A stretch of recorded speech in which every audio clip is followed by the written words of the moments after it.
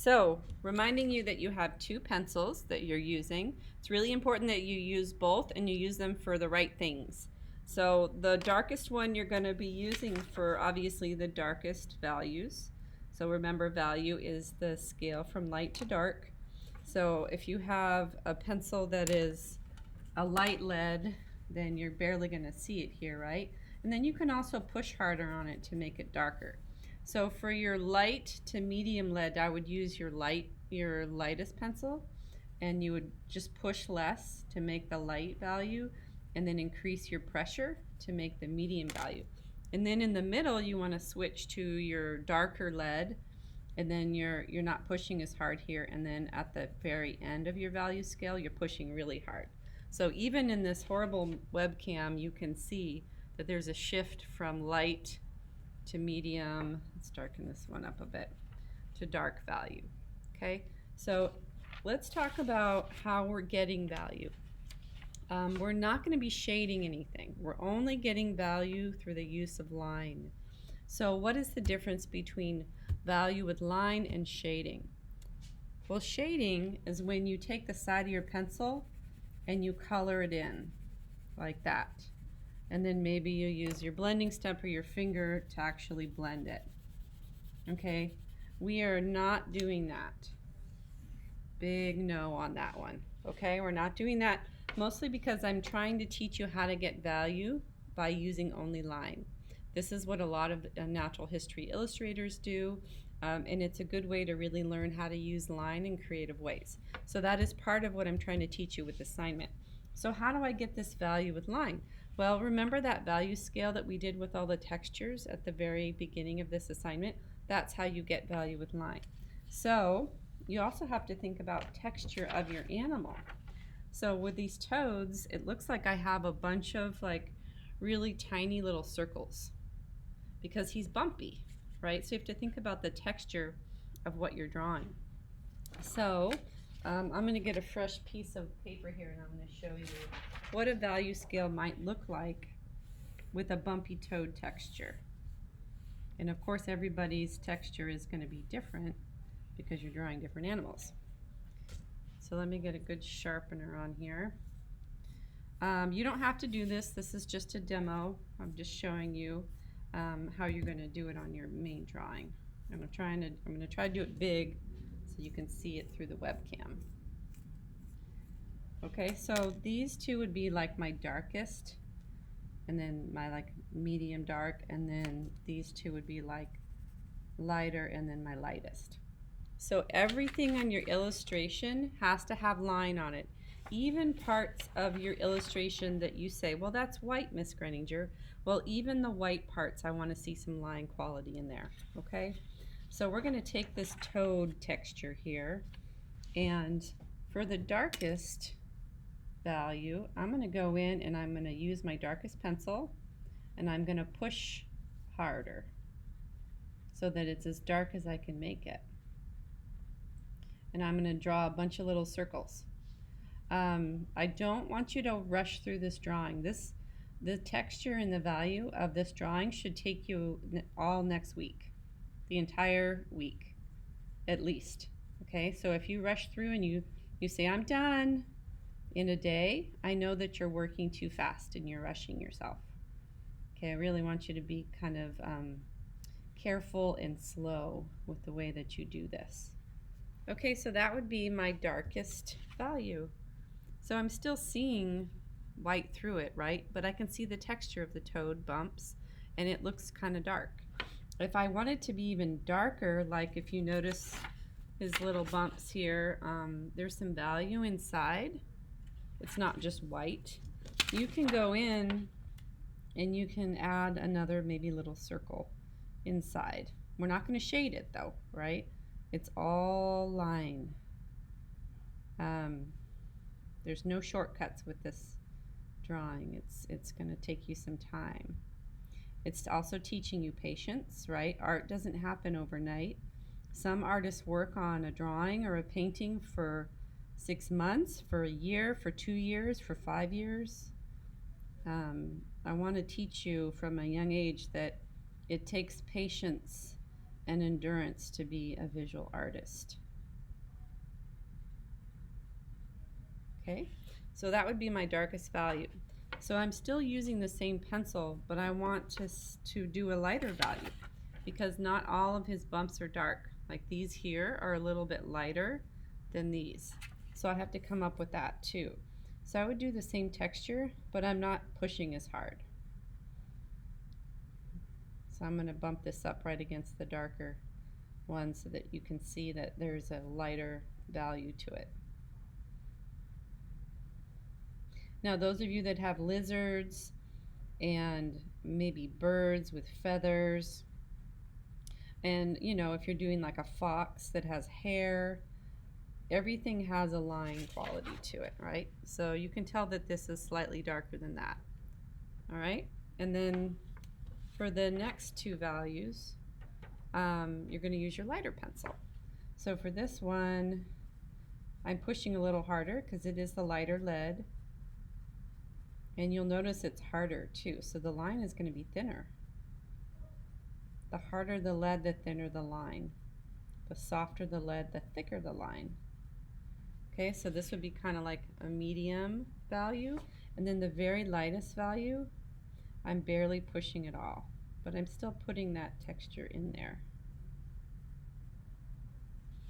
Okay, so as you can barely see that on the webcam too, it's so light. So eventually you're going to have a lot of values to work with. So I'm going to take my drawing here and I'm going to look at my toad. And I personally like to start with the darker values. I feel like I'm sort of accomplishing a lot when I do. So I'm going to go in and it's almost like paint by numbers. I'm going to fill in my contour lines with my line quality, my little bubbles here. So wherever I see a really dark value, that's where I'm going to put this. And again, you can kind of follow along with your finger and you know, make sure that you're really still looking at what you're drawing. Do I have any questions so far? If anyone's really looking at their own drawing and maybe wondering how they're going to do that because theirs is much different than mine. I'm happy to demonstrate to you too different textures. In fact, I might do that right now just so that we're all kind of feeling like we know what we're supposed to do. So if you have a wing or a feather, so say you have a big wing like this, and that wing, let me see if we can focus on that. There we go. So that wing has sections to it, like every wing kind of has sections that have different size feathers in them. So typically the ones at the bottom are going to be longer and maybe kind of thin, and then as you go up they get smaller, or maybe they start overlapping each other, right? I'm doing this quickly. I don't want you to do it this quick, but I'm doing it quick because it's a demo. And then as you get up to the top, your feathers are going to be much smaller and overlapping each other. Okay, so that would be step one, is to actually draw the feathers in there. And then step two would be to go in and look at each feather and say, what is the detail of that feather? There's probably a rib down the center of the feather, and then there's probably some value shadow underneath the feather, and maybe even some value, lighter value inside the feather. Okay, so if you have feathers, that each one is going to take you some time. Okay, if you have fur, if you're doing like a wolf or a fox or a furry creature, paying attention to the direction of the fur is really important. So pretend like this is a fox ear here. So this is the head and this is the ear. Fox ears have really like fur that kind of comes out of the ear like this. So you're paying attention to the direction of the hair and the fur.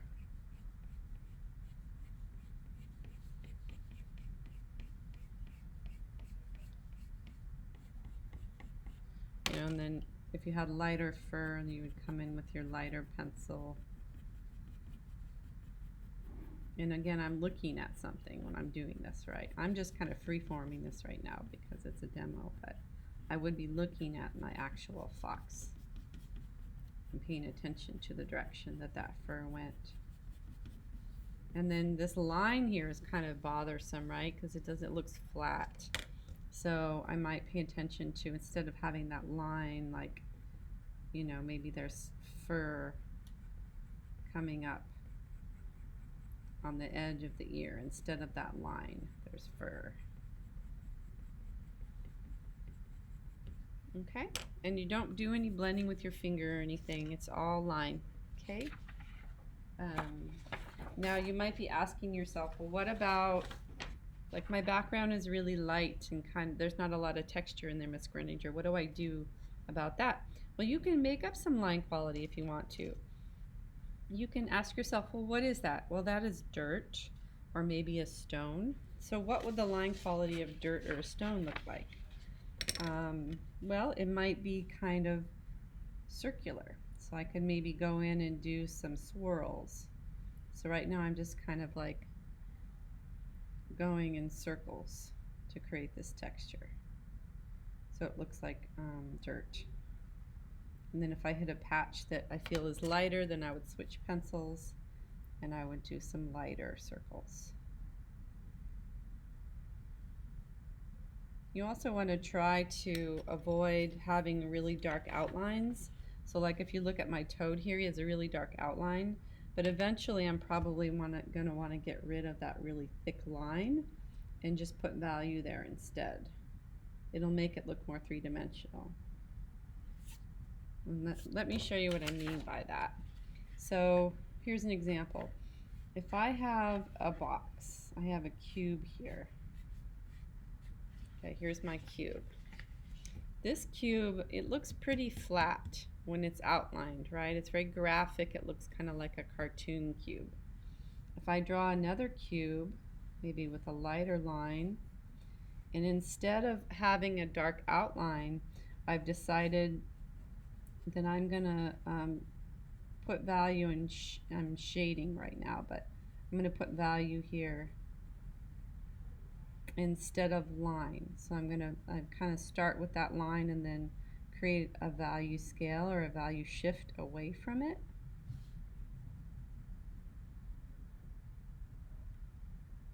Right, so I don't have the lines anymore, I have value. This is going to look a lot more three-dimensional than this. So the same rule applies for when you go back to your animals here and you're trying to draw, add value to them. Hang on one sec. Put that light back on.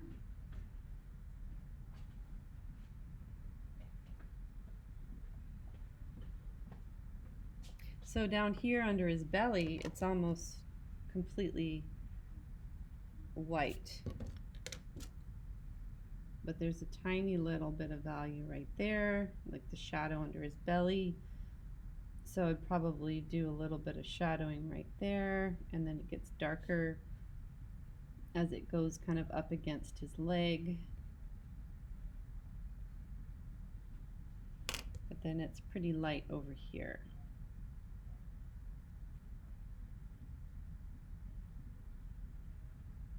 Okay, so I'm kind of erasing all my really thick lines. Okay? Let me hold that up close so you can kind of see it. All right, do I have any questions? I would even do value in the background too, like maybe something like this, because that's not white, it's like a light gray. I have a question. Okay. From my drawing, I'm not really that far to start with texture. Is that okay? Yes. Yeah, your goal for today really, if you're starting texture, you're in a good spot. But if you're still working on your drawing, that is okay. But I do want you to try to finish your contour lines, internal and external, by today of your environment and your animals.